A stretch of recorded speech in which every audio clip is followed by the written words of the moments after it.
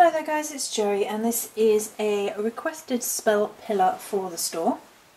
This is for Merlin. So it was requested that I create a pillar to go along with the Sorceresses of Avalon energies, and this one to be for Merlin.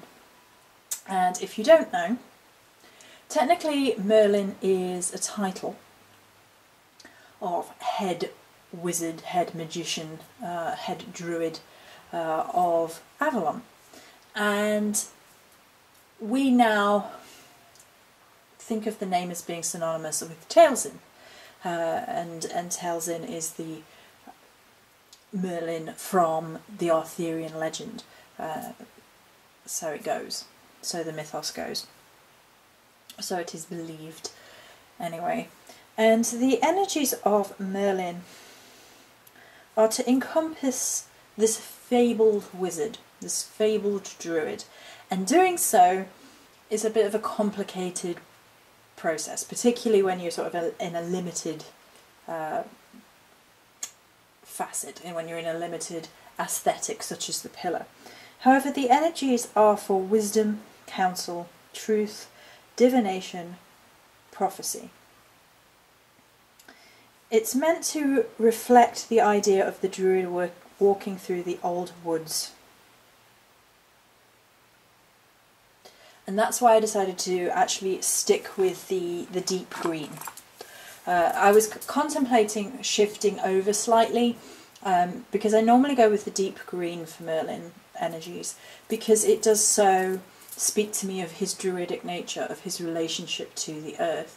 There are many myths involving Merlin, and when I think of Merlin I often think of physical places, very much of being in the earth. There's the Merlin's cave at Tintagel, which had a big effect on me when I went there. Tintagel in Cornwall is one of my favourite places in the British Isles. I love it, it's amazing.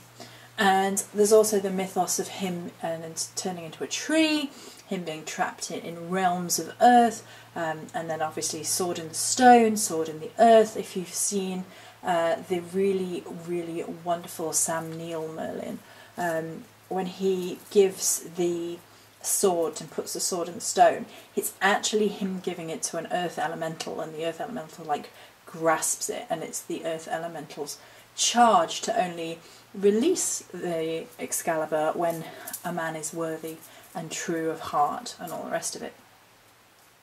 So Merlin in the mythos changes and shifts, and there are many, many, many, many, many interpretations throughout time, and he's one of these archetypal figures who just keeps coming back, and we're all very aware of him. His role as counsellor is very well documented. He's said to have counselled Uther as well as Arthur, Uther being the father, and in some of the mythoses he kind of ends sort of justify the means in some of the mythos with Merlin. He's not quite as bumbly and amiable as sort of modern representations sometimes accredit him as being.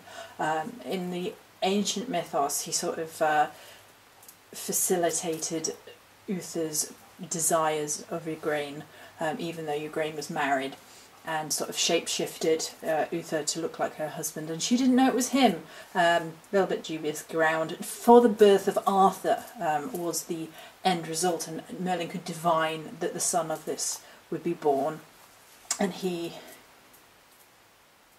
counselled Arthur.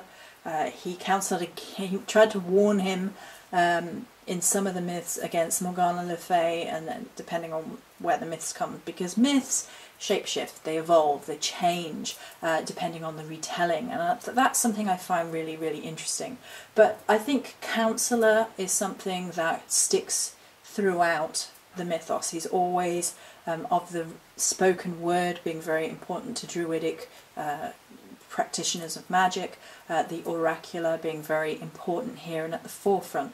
Knowing what to do, learning what to do, hearing the right messages in order to go forward. Seeking counsel and accepting counsel as well, because Merlin in the myths sort of shows the problems of hearing counsel but not really understanding counsel.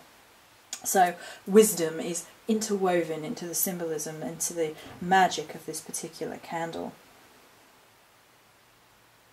There is a prophetic nature to all of this, a druidic nature, and an earth-based energy. I think above all, to me, he really does feel druidic in nature. He feels connected to the earth, perhaps the most connected to the earth that any archetypal wizard, magician, druid has ever been, and hence his fame.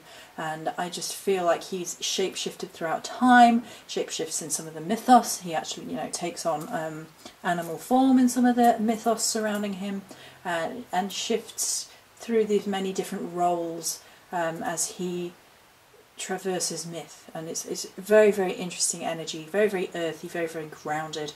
But above all, there is this magical council energy to the Merlin archetype, as well as magic, just pure, crazed, earthy magic, bringing those things into fruition, the manifestation of one's will and desires.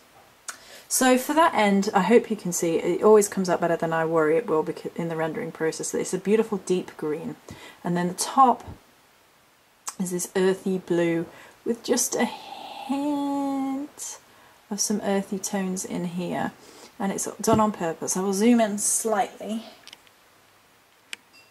and I really wanted the top to basically be quite masculine, quite earthy, but kind of ethereal and magic, and plenty of shimmy shimmy, of course. Right, so I hope you like it, and that is the pillar for Sorcerer of Avalon, or perhaps Counsellor of Avalon, Merlin. Many blessings.